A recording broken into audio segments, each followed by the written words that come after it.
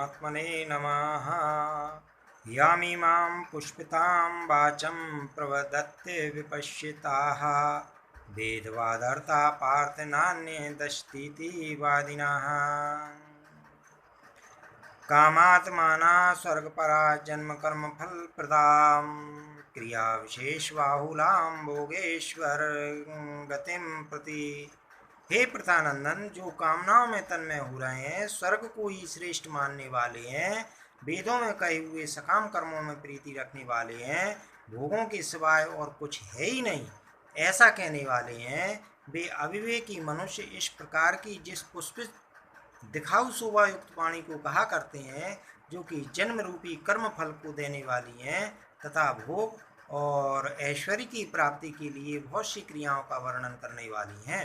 कामात्माना, वे कामनाओं में इतने रचे पचे रहते हैं कि वे कामना रूप ही बन जाते हैं। उनको अपने में और कामना में भिन्नता ही नहीं दिखती। उनका तो यही भाव होता है कि कामना के बिना आदमी जी नहीं सकता, कामना के बिना कोई भी काम नहीं हो सकता, कामना के बिना आदमी पत्थर की तरह जड़ हो जाता है, उसको चेतना भी नहीं रहती। ऐसे भाव वाले पुरुष कामात्माना हैं। स्वयं तो नित्य निरंतर ज्यों का त्यों रहता है, उसमें कभी गड़बड़ नहीं होती, पर कामना आती जाती रहती है और घटती बढ़ती रहती है। स्वयं परमात्मा का अंश है और कामना संसार के अंश को लेकर है, अतः स्वयं और कामना ये दोनों सर्वथा अलग अलग हैं।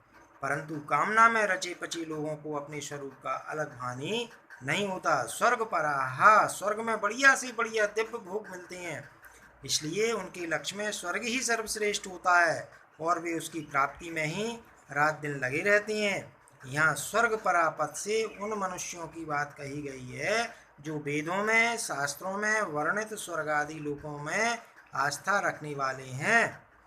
वेदवादार्थः पार्थ नान्य दस्तीति वादिनः, वे वेदों में कहे हुए सकाम कर्मों में प्रीति रखने वाले हैं, अर्थात वेदों का तात्पर्य वे केवल भोगों में और स्वर्ग की प्राप्ति में मानते हैं, इसलिए वे वेदवादर्ता हैं। उनकी मान्यताओं में यहाँ के और स्वर्ग के भोगों के सिवाय और कुछ है ही नहीं, अर्थात उनकी दृष्टि में भोगों के सिवाय परमात्मा, तत्वज्ञान, मुक्ति, भगवत प्रेम आदि कोई चीज़ है ही नहीं है। अतः वे भोगों में ही रचे पचे रहते हैं। भोग भोगना उनका मुख्य लक्ष्य रहता है। यामिमां पुष्पितां वाचं प्रवदन्त्य विपश्चिति विपश्चितः, जिनमें सत्य असत्य, नित्य अनित्य, अविनाशी विनाशी का विवेक नहीं है, ऐसे अविवेकी मनुष्य वेदों की जिस वाणी में संसार और भोगों का वर्णन है, उस पुष्पित वाणी को कहा करते हैं। यहाँ पुष्पिताम कहने का तात्पर्य है कि भोग और ऐश्वर्य की प्राप्ति का वर्णन करने वाली वाणी केवल फूल पत्ती ही है, फल नहीं है। तृप्ति फल से ही होती है, फूल पत्ती की शोभा से नहीं। वह वाणी स्थायी फल देने वाली नहीं है।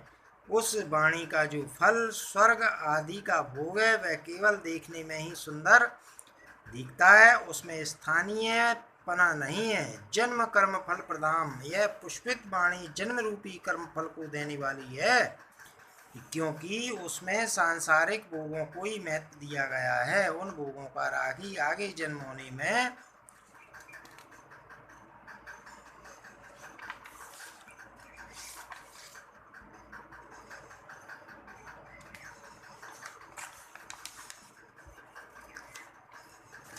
क्रिया विशेष बहुलाम भोगेश्वर्य गतिम प्रति ही, वह पुष्पित अर्थात दिखाऊ शोभा युक्त वाणी भोग और